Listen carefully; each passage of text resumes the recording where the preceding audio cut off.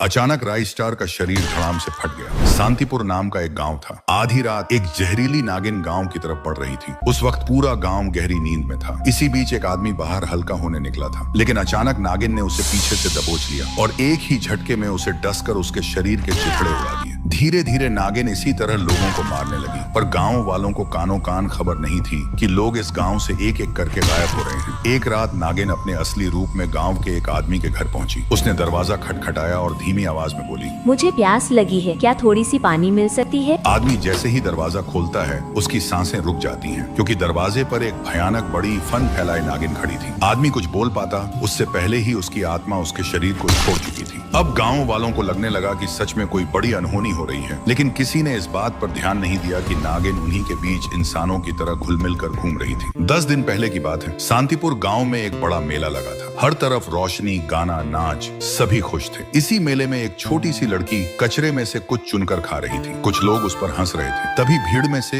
एक दयालु आदमी आगे आया और बोला, तुम कौन हो बहन, कहाँ रहती हो? लड़की रोते हुए बोली, मैं अनाथ हूँ, मेरा कोई नहीं है। ये सुनकर आदमी को दया आ गई। उसने उसे अपने साथ घर ले आया। उसे जरा भी अंदाजा नहीं था कि जिसे वह अपने घर ला रहा है वही उसकी मौत है। रात में जब आदमी गहरी नींद में था, लड़की अपने नागिन रूप में आ गई और एक झटके में उसने उसे डस लिया। पल भर में उसका पूरा शरीर टुकड़ों में बिखर गया। अब गांव वालों को यकीन हो गया कि लोग गायब हो रहे हैं, पर किसी को यह खबर नहीं थी कि यह सब उसी नागिन का किया हुआ है। गांव के छोर पर एक छोटा सा घर था। यही राई स्टार रहता था। गरीब, अकेला, लेकिन हर किसी की मदद करता था। बचपन में ही उसके माता पिता चल बसे थे, फिर भी वह अपनी हर मुश्किल से लड़ता रहा। एक रात राई स्टार अपने कमरे में सो रहा था, तभी वही लड़की उसके दरवाजे पर आई और खटखटाने लगी। राई स्टार जैसे ही दरवाजे पर पहुंचा, लड़की एकदम से गायब हो गई। आखिर वह नागिन कौन है? क्यों वह लोगों को ऐसी मौत दे रही है? और सबसे बड़ी बात, उसने राई स्टार को नुकसान क्यों नहीं पहुंचाया? ऐसे हम अगले पार्ट में जानेंगे, पर उससे पहले अगर आप फ्री फायर वाले हो तो सब्सक्राइब करके कमेंट करो, पार्ट 2 चाहिए।